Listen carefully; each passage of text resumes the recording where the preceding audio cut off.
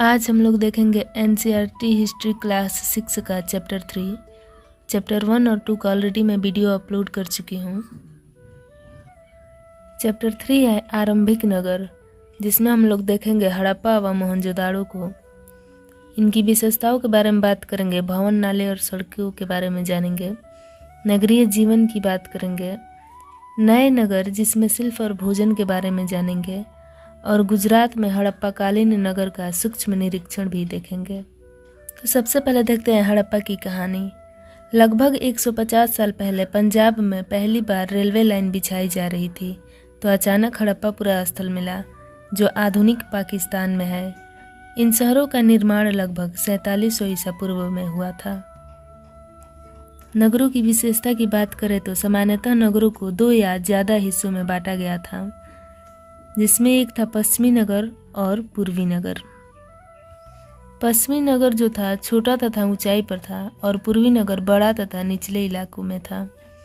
पश्चिमी नगर में नगर दुर्ग होते थे और पूर्वी नगर निचला निगम होता था। नगर दुर्ग का एक उदाहरण है मोहनजोदाड़ो, जहाँ से महान स्नानागार खास तालाब मिला हुआ है। इसके बारे में देखते हैं। इस तालाब को बनाने के लिए ईंट और प्लास्टर का इस्तेमाल किया गया था। पानी का रिसाव रोकने के लिए प्लास्टर के ऊपर चारकोल की परत चढ़ाई गई थी।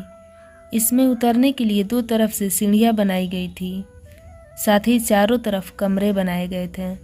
इसे भरने के लिए पानी कुएं से निकाला जाता था और उपयोग के बाद खाली कर दिया जाता था। विशिष्ट नागरिक विशेष अवसरों पर स्नान किया करते थे। अब देखते हैं हड़प्पा नगर, जो पाकिस्तान के पंजाब, सिंध प्रांत, भारत, राजस्थान, गुजरात, हरियाणा और पंजाब में फैला हुआ है। हड़प्पा नगर के भवन, नाले और सड़कों के बारे में बात करें तो यहाँ 1 या 2 मंजिले घर हुआ करते थे। आंगन के चारों ओर कमरे होते थे। स्नान घर और कुएं भी होते थे। घरों की नालियों को सड़कों की नालियों से जोड़ा जाता था, जो बाद में बड़े नालों में मिल जाती थी। घर, नाले, सड़कों का निर्माण योजनाबद्ध तरीके से किया जाता था। नगरीय जीवन की बात करें तो इमारतें, शासक इमारतें बहुमूल्य पत्थर, लिपिक और शिल्पी के हुआ करते थे। अब देखते हैं नगर और नए शिल्प। हड़प्पा के नगरों से पुरातत्वविदों को मिली चीज़ें पत्थर, शंख, तांबे, कांसे, सोने और चांदी जैसे धातुओं से बनी है। यहाँ मिली सबसे आकर्षक वस्तुएं मनके, जो कार्निलियन पत्थर से बनाए गए थे, पत्थर के बाट, पत्थर के धारदार फलक हैं। हड़प्पा नगर के लोग पत्थर की मुहरें बनाते थे। इन आयताकार मुहरों पर जानवरों के चित्र मिलते हैं। यहाँ के लोग काले रंग से डिजाइन किए गए लाल मिट्टी के बर्तन बनाते थे। अब देखते हैं हड़प्पा वस्तुओं का आयात। तांबे का आयात राजस्थान, पश्चिम एशियाई देश और ओमान से होता था। टीन का आयात ईरान और अफगानिस्तान से होता था। सोने का आयात कर्नाटक से और बहुमूल्य पत्थर का आयात गुजरात एवं अफगानिस्तान से होता था। 7000 साल पहले मेहरगढ़ में कपास की खेती होती थी। मोहनजोदाड़ो से कपड़ों के टुकड़े के अवशेष, चांदी का एक फूलदान के ढक्कन तथा तांबे की वस्तुओं से चिपकी मिली है। पक्की मिट्टी तथा फेयंस से बनी तकलिया सूत कताई का संकेत देते हैं। कालीबंगा, लोथल नगरों में अग्निकुंड मिले हैं, संभवतः यज्ञ होते होंगे। अभी एक शब्द आया था फेयंस, जो एक कृत्रिम पत्थर होता था। इसे बनाने के लिए बालू या एस्फटिक पत्थरों के चूर्ण को गोंद में मिलाकर बनाया जाता था, जिससे चूड़ियाँ, छोटे बर्तन, मनके बनाए जाते थे। अब बात करते हैं हड़प्पावासी के खाद्य पदार्थ।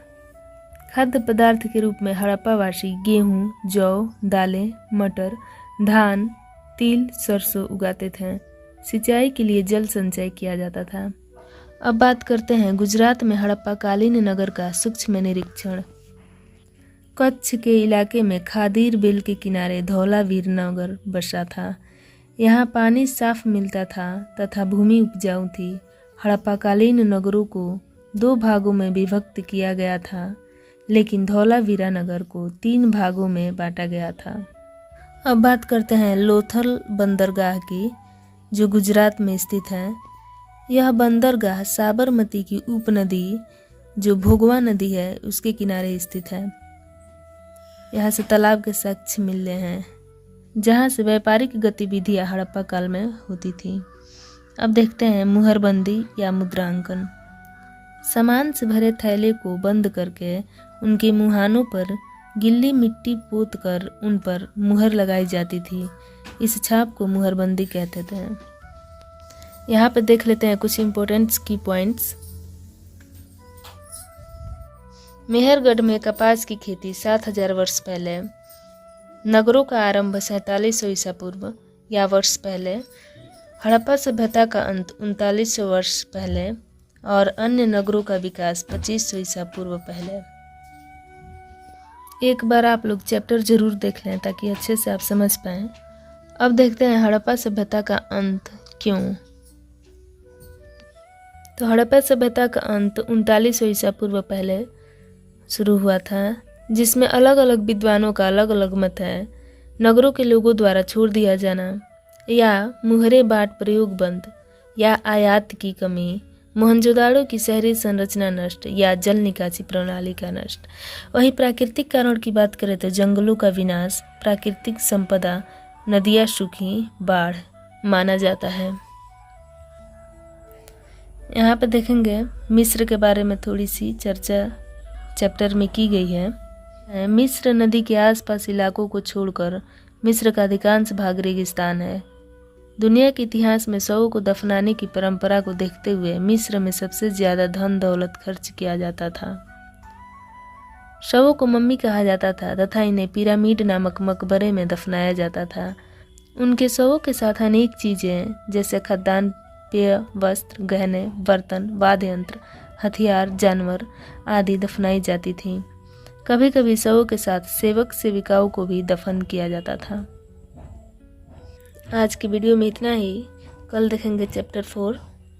एक बार मैं पूरा PDF दिखा देती हूँ। नोट्स बनाना चाहें तो आप लोग बना सकते हैं।